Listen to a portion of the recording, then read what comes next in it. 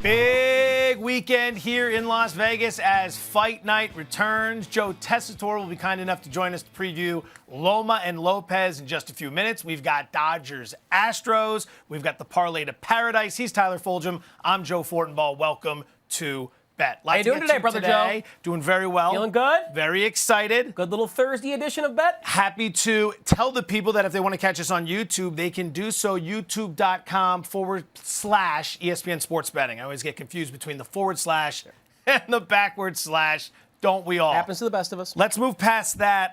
We're going to start with the fact that you, my friend, continue to remain white hot. Not red hot, white hot in Eliminator. You won again last week. We are in the middle of October. We are entering week 6. It is 5 in a row. 5 in a row. And I think the people are very interested to know who you'll be going with this week and who you'll be telling them to avoid. To recap it for me, who'd you have last week? I had, I believe, the Dallas Cowboys picking on the New York Football Giants. Little dicey. They don't ask how many, they just ask how. And they got that dub on the Greg Zuerlein field goal. You'll notice kind of a strategy that I'm using in my survivor pool. Oh, I have. The opponents in each of my weeks that I have advanced, New York, New York, New York, New York, and New York. What do you think I'm going to do this week, Joe? I would have to say that scared money don't make money. You're going right back to the fading of the New York football teams. And I believe, are the Giants on a bye this week? Does it even matter? No, they're going to host the Washington football team. Oh, that's right. They're actually a favorite against Washington. Which, stay tuned for Parlay to Paradise. I do actually like Washington football team. Little spoiler alert. But the New York football Jetropolitans, as I like to call them, the Jets are the AFC. They're going down to South Beach to take on Ryan Fitzpatrick, a pro's pro, a guy who is keeping Tua Tagovailoa at arm's length down there because of how well he's playing, and the Miami Dolphins. So I'll be swimming with the fish in my survivor pool for week 6, my friend. I'm going with the Dolphins. They're 9.5-point favorites over the Jets, who are still running Joe Flacco out there. They're dealing with injury issues at wide receiver. And even if they weren't, I would still like the Dolphins, no matter what you can say about the Jets. They're just the worst football team in the NFL. So I'll pick against them each and every week. You are aware Dolphins are mammals and not fish. Nikes, that's right. Gaskets. So continues my streak of being the wet blanket at every single party I have ever attended. That's not going to salt anything. Miami 2-3 this season. My mom's going to be really upset with me at that. 2-3 this season with a positive point differential. They're better than expected. You've also every week given us a team to avoid, and you've been very good at that. Last week, I believe it was the Seattle Seahawks. Woo-hoo! The week before it was Dallas when they lost to Cleveland. This week, I'm going to say avoid the Tennessee Titans. They're a team, I think, that is getting by on a little bit of smoke and mirrors. They just dominated the Buffalo Bills. I was surprised by that on the Tuesday night affair. We got some Tuesday night football. And now they got Houston coming down to Nashville to take on the Titans.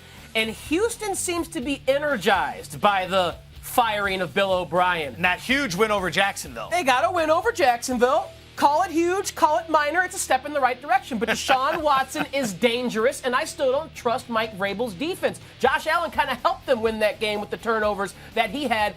I don't know if Deshaun Watson will give the ball as much to Tennessee. And although Tennessee does have a decided advantage with Derrick Henry on the ground against an awful run defense, I think Deshaun Watson is good enough to kind of pull a Russell Wilson Houdini rabbit out of his hat against a Tennessee team that has won just one game against the spread. And you have some numbers on how they've done with their point margin going 3-0 in the first 3 weeks of the season. They have outscored 3 of their 4 opponents. The Denver game, the Jacksonville game, and the Minnesota game. 3 teams that aren't very good. They've outscored them by a grand total of 6 points. I'm saying. 6 points. They're living on the edge. So living on the edge. I'm scared of Tennessee. I would not select them this week in the survivor pool. I would swim with the mammals in the ocean. The Miami Dolphins. Out the big brain on Tyler. The Dolphins. All right, with the Dolphins. As you all know, those who've tuned in week and week out, I do not pick winners. I pick losers. I do not like playing an eliminator pool. You're contrarian. Every single week, every year I do this, I get eliminated early. This year, as you can see, I picked Jacksonville in week 1. I lost. And by the way, ESPN, stop sending me emails to get in my survivor and eliminator picks. I have been eliminated. I don't want the emails. I don't need the reminder every single week. So I pick losers. And since then, every loser, every team I picked has gone on to lose. So I got to ask you this question. In your eliminator, are you 4-0 or 0-4? I'm 0-4. I'm picking losers, Okay, baby. so that's the record you want. You want the 0-4 record. Kind of like the upside down in Stranger Things. It's very, very bizarre. I will be picking the Denver Broncos. Don't put a lot of thought into it. They've been off. Drew Lock might be back at quarterback. Traveling to play New England. Double-digit dogs. I pick the losers. Denver is my loser for this week. So Cam Newton will likely be back. This is the guy you want to follow because most normal human beings play Eliminator the right way. I'm like the only guy on planet Earth playing loser. This guy picked the Dolphin scenes. We play to win the game. Dolphins going to knock off the New York Jets. I'm wary of Tennessee, so right now if you have the Titans beating Houston in your eliminator pool, just think about it. Just think about it. All right. And Joe, your pick to lose. Denver. To wear the L. Denver. All right. Saturday night from the MGM Grand here in Las Vegas, Nevada. It's not just a fight. It's an absolute super fight. If you don't follow boxing very closely, that's okay. It's 100% free, and we promise you it is one of the biggest fights of the year. Vasiliy Lomachenko is a big favorite right now, taking on Teofimo Lopez Jr. This kid has as much charisma as you could possibly imagine. I like those backflips and front flips he does in the ring. Lomachenko putting 3 belts on the line. Lopez putting 1 belt on the line. Winner takes all. And right now, we are very happy to welcome the man who will be on the call Saturday night starting at 7:30 p.m. The entire card will be shown on ESPN, 100% free. It's the legend Joe Tessitore joining us here on Bet. Tess, we appreciate the time. Let's start with this. You have been in the bubble. You just met with the fighters. And you have an idea of timeout? You just said the magic word, my man. You just said that it's free. And if it's free, that means one thing. You have $80 of juice, of cheddar, of Scarol, of ammo to fire off and get hot and cash in that otherwise would be going to a cable company. So how about that? I love it. I absolutely love it, Tess. Let's jump into it. You were meeting with the fighters earlier today. You swim in this stuff. You know it as well as anyone. Lomachenko hasn't fought in 14 months. Teofimo Lopez hasn't fought in 10 months. The layoff, is it going to hurt one guy more than the other? Is it going to help one guy more than the other? Neither guy has experienced this. This is a career-long layoff for both men. Now, I will tell you this. Lomachenko feels very fresh. If you spoke to him a year ago and you asked him about his future, he would tell you performing at this level, going through these grueling training camps, he would do it for maybe another year, another 2 years. When I spoke with him today about his future, after having nearly 14 months off, he said, I feel great. I'm 100% healthy. He hasn't been in the past. He has had the issue with his shoulder that he fought through 2 fights with. He has had issues with his hands. He says, I am going to fight at this level as long as I can. So he feels great. Now, the other side, Teofimo Lopez, it was part of their strategy to say, let's go right to this mega fight. He wins the title. Instead of having a soft touch in a title defense, his first title defense is an undisputed 4-belt mega fight at 23 years old. He purposely rejected a tune-up fight because he didn't want Lomachenko to take a tune-up fight. So Lopez believes it is his advantage that Lomachenko is dealing with the 14-month layoff. Lomachenko's a heavy favorite heading into Saturday night. This is the biggest stage, the brightest lights that Teofimo Lopez has ever been under. But is it going to be a disadvantage, or should I say not as daunting with no fans in the building? I think it probably affects Lopez more. And I think if you've watched him through the years and you've seen some of the spectacles, especially like on Heisman night, when the guy's knocking guys out, doing the backflips, doing the Heisman pose, putting on the jerseys, you know that he rides the wave of emotion. Lomachenko is a classic Eastern European. He's steely. It's almost like he's been programmed like a superhuman computer since he was a little kid to deal with things. He doesn't ride the waves of emotion. So I think not having fans impacts Lopez more. Joe, these two fighters have quite contrasting styles, not only in the ring, but outside the ring. You just mentioned how steely Lomachenko is, and Lopez is the exact opposite. Charismatic in the ring, outside the ring, when he's in front of a microphone as well. Styles make fights. I think that's why people are intrigued by this. That style that Lopez brings, though, is powerful with both hands. If he is not able to knock Lomachenko out, how else can he win this fight? Does he have other tricks in his bag to rely on besides just the power in his hands? Listen, it's a great question, but that would definitely be plan B for him. And he has had that front-running approach to everything he's done because it's like he has nuclear armament in his right hand. And when the tip of that right hand hits you, you go away. So he's never had a moment where he's truly faced adversity, where he's had to go to plan B. Now, I will say this, and if you talk to enough boxing experts, they will tell you. His boxing IQ and his skill is grossly underrated. It is a reductive piece of analysis to simply say that this is sublime skill and experience in the pound-for-pound best in the world in Lomachenko against nothing but a brawler and power puncher in Lopez. Lopez does have skill. Lopez does have pedigree. He just hasn't had to really show it because he's always landing the power punch and he's making all these great highlights. So how can he win if he doesn't get rid of him? I think he would have to take him to the brink. I think he would have to score knockdowns, and it would be something where Lomachenko is hanging on, and it goes the distance, and he wins on points because he banked flooring him with some 10-8 rounds. Tess, final question for you. You've called most of Lomachenko's fights. How do you expect it to shake down for him Saturday night on ESPN? Well, listen, I don't like the money line in this fight. The last time we had a mega event big fight was just before COVID, and that was Wilder Fury 2.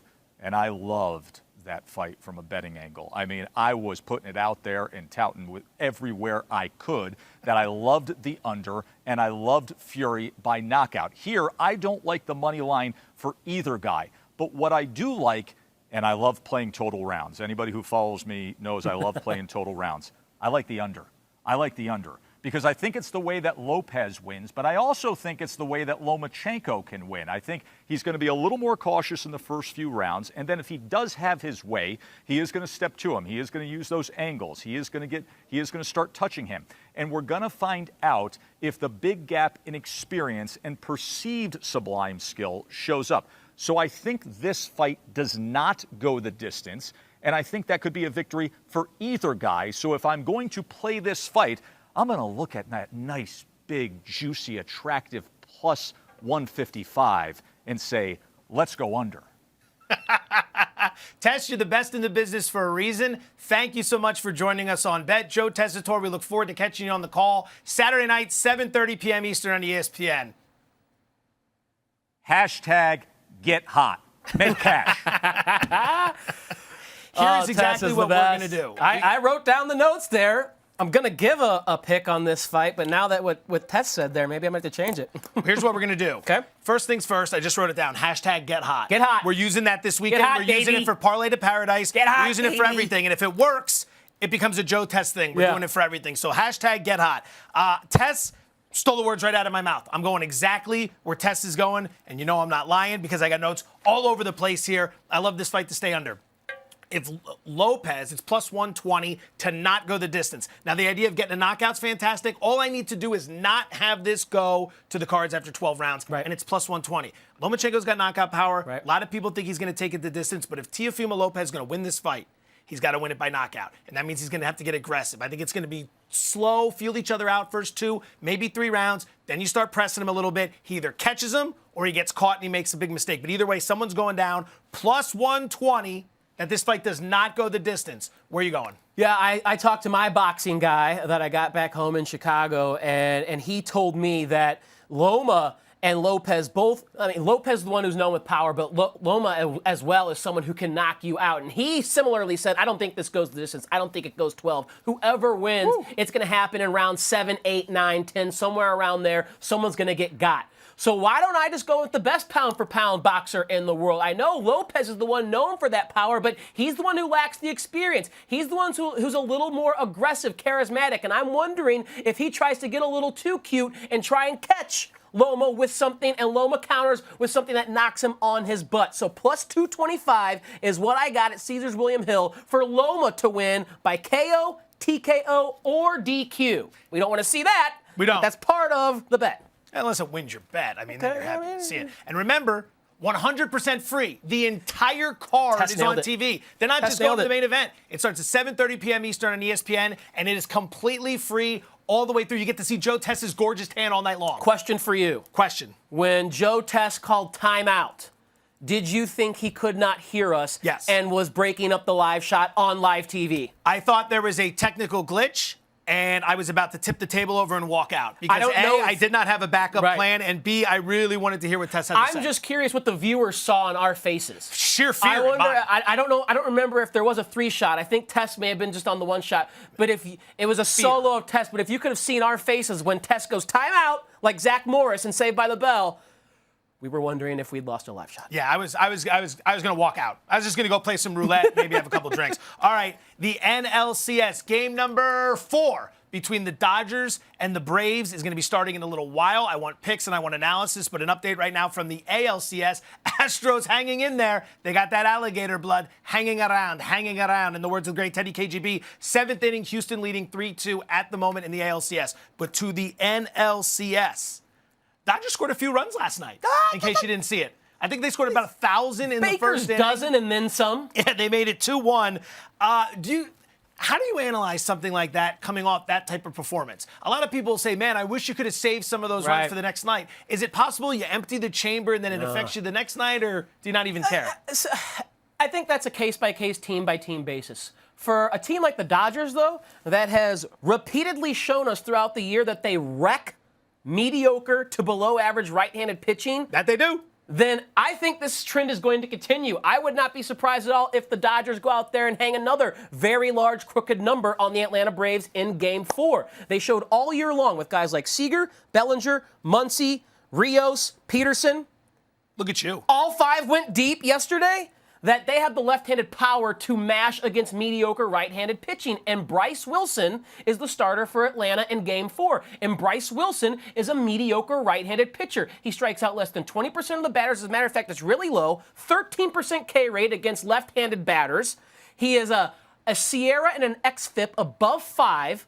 He's allowing 2.5 base runners per inning against left-handed hitters. Now, not everyone is going to see in the Dodgers lineup is left-handed, but the bulk of their lineup is left-handed. I think Wilson is going to struggle just like Kyle Wright did in Game 3. The fact that you had all of that just in the dome, without having to look at your notes, more than makes up for the fact that you thought a dolphin was a fish and not a mammal. Okay, well, like it really counteracts it. I'm just trying to. That was fantastic. Then you go and totally redeem yourself. Absolutely. Speaking of pitching, Clayton Kershaw taking the mound. How much faith? And I'm not talking about postseason Clayton Kershaw, but the fact that he had back spasms that got him scratched from a previous start. Concerning.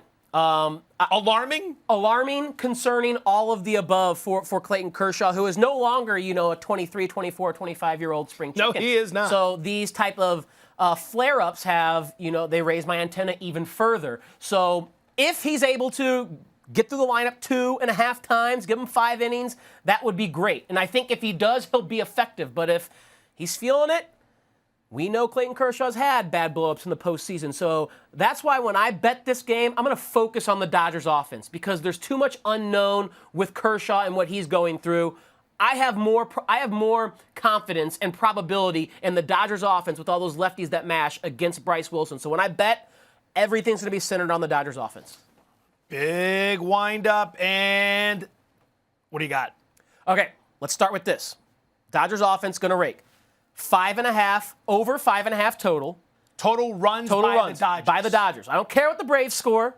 The Braves offense is irrelevant to me. I don't care if the Dodgers win the game. You could not care less about the Braves. Could not care. I just need the Dodgers offense to keep going what they showed last night. So if they score 6 runs, I cash at plus 113, I believe. Plus 113 at Caesars William Hill.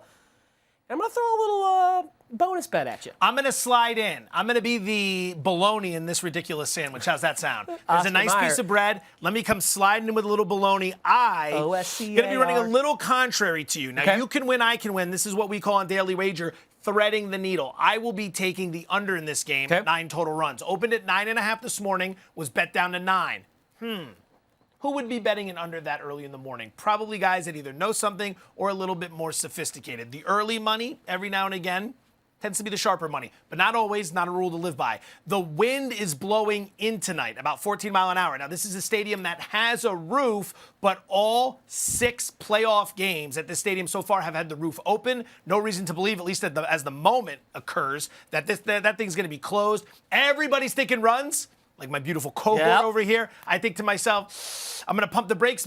What I'm hoping for is a lot from Clayton Kershaw, a lot from the Dodger bullpen, nothing from the Braves. You get your 6. How does 7-1, 6-0 sound? Sure, sounds great to me. Wins for all of us. Now, to complete the bologna sandwich, you can't just have a piece of bread and a piece of bologna. I need some more bread in here. Right. What else you got? Let's add another piece of Wonder Bread on top of there. And this would be wonderful if it cashes because I'm feeling a little frisky. I'm feeling a little sassy. I'm feeling a little cocky from calling my Springer dinger last night in the Astros-Rays game. Springer went deep again today, by the way. Great call by you. I believe that 2 more lefties that went deep last night for the Dodgers are going to go deep again. So Corey Seager and Cody Bellinger go deep. Again, don't care if the Dodgers win this game or not, but if these 2 lefties go yard again, that is 10-1 that you're cashing out on that bet. And I don't know who your meteorologist is, but I'm looking at mine, and he says the wind's blowing in from right field at just 4 miles an hour. So I'm not quite as scared as you, Joe Fortenbaugh, according to my meteorology data. I did not go to school for that. Is it weatherchannel.com? No, it's not. It's like the Apple app. That's like every Sunday I'm doing live streams and I'm giving the weather on for the football games, and I sit there and I'm like, this is all from weather.com, by the way, weatherchannel.com. You can just go there and get it yourself. There's nothing special that's coming my way. All right. Either way, if the wind is blowing in, I do think both those lefties have enough power to all fields against Bryce. You want lots of Dodger runs, 6 or more Dodger runs, and Seager and Bellinger to hit home runs. Yes. I want the game to stay under 9. We're really trying to thread the needle here. Let's pick some dogs. Underdogs had their day, at least to a... Oh, look at that cute little Wiener dog. Oh, I'm completely derailed. We got to name those. If this is going to be a recurring segment and bet, and if this is going to be a graphic that we see consistently in the show, we got to name the big dog and the little dog. You've got like 12 names. Why don't we just go Michael and Tyler? We'll take the help from the people. Hit them up on Twitter. Yeah. Shamelessly promote the handle. At Tyler_Fulgham, Fulghum. There you go. Not related to the wide receiver from the Travis Eagles. Fulgham. Who is now the most famous of the Fulghams. Fulgham, but he goes AM. Yes, he has a Fulgham, which many people have spelled my name that way. What up, cuz, Travis Fulgham? Underdogs went 8-6 against the spread in week 5. Let's play big dog, little dog. Big dog, I want you to give me an underdog of 3.5 or more. Then we'll come back and we'll do little dog, of 3 or less. Yeah. So who do you like, big dog, 3.5 or more? They got to be a dog of 3.5 or more. Big dog, Zeus, we'll call him for the edifice of this show. The Bengals, a cat. I'm going with a big cat. Boy. A big cat plus 8 against the Indianapolis Colts. Now, this game is likely to be low scoring, low play volume, and a slow pace game. And when that's the case, usually we have tighter scores. More plays means more scoring, and you have separation if one is better than the other. And I do think the Colts are better than the Bengals. But since the Colts drive and suppress play volume down, if Phil Rivers, who is now 79 years old and he's making mistakes all over the place, took a safety and threw a pick 6 last week against the Cleveland Browns, if he gets crazy like that again and the Cincinnati defense is able to create a short field or a score, I think they can keep it close. And I believe in Joe Burrow. He can find the end zone once or twice against a defense even as good as Indianapolis is. So at plus 8, why not a big dog, Zeus, a big cat, the Bengals? I like that. I feel really cheesy, too, because I'm going to, like, the lowest end of the spectrum. I'm going to the actual 3.5 points. I'm not going any higher. I know. I'm taking the San Francisco 49ers plus 3.5. Everybody's going to be betting the Rams this weekend. No disrespect to your squad, but everyone's going to be betting the Rams this weekend. In weeks 2 and 3, they went to the East Coast. Week 2, they went to Philly and back. Week 3, they went to Buffalo and back. Then they played the Giants at home. They were a huge favorite. They struggled throughout the course of that game, right? They still got the win, but they didn't get the cover. Then they go to Washington, their 3rd trip to the East Coast in 4 weeks, and now back. And now they're going to shoot up to San Francisco, who was absolutely humiliated at home by the Miami Dolphins last week. You know the Niners had a good week of practice. They know the Rams very well. This is a big divisional matchup. I think maybe, just maybe, all that travel rears its ugly head. Niners plus 3.5 is my big dog. Like I said, though, I'm on the small end of the scale here. Yeah, I have a Great Dane for my big dog. You have like a Cocker Spaniel. My big dog is smaller than the actual little dog. Yes. It's like a little baby floating around. Little dog, which direction are you going? A dog of plus 3 or less. How about that Washington football team? Washington football team, mother. They're not going to like that. 2.5 on the road against the New York Giants, who I look at as one of the worst teams in the NFL. As a matter of fact, I think the Washington football team is going to win this game outright. I would bet them at plus 125 at Caesars William Hill. Look, when you compare these two teams, there's obviously issues on both sides. However, there is one unit that stands out as superior to the others on both teams. The Washington defense, especially with that front four led by the likes of Chase Young and all the bodies they have up there. So Danny Dimes and this New York Giants offense has been wretched all year long. They had the most possible get-right spot last week against Dallas, and they scored 2 short rushing touchdowns and had 4 field goals. They averaged less than 5 yards per play against Dallas's defense. I think Kyle Allen, who looked good before he got knocked out against the Rams, will be back under center. That offense will be a little bit better than what Alex Smith had to be thrown into last week against Aaron Donald. I like the Washington football team as a little dog to win outright, plus 125, but I'll take the 2.5 points. If you are Ron Rivera, the head coach of Washington, you have to walk in the locker room at the beginning of the week and just hang the point spread and say, we're underdogs to these guys. Giants. Correct. And that's got to be enough for everyone to be like, that disrespect has gone too far, Las Vegas. Underdogs to Daniel Jones and the Giants. I am going to go to the Houston Texans at +3. They have the Tennessee Titans this weekend. The Titans just wowed everybody with a huge win over the Bills on Tuesday night. But. They played on Tuesday night. It's a very short turnaround for a divisional opponent. Keep in mind, prior to that Bills game, Tennessee had won 3 games against lousy teams in Denver, Jacksonville, and Minnesota, and beat them by a combined 6 points. Tennessee is good, but they live on the edge every now and again. Yep. Houston got that nice win. They got rid of Bill O'Brien. They beat Jacksonville. I'm thinking maybe they're sitting here possibly hoping to spring a trap. Small dog, which is almost the same as my big dog.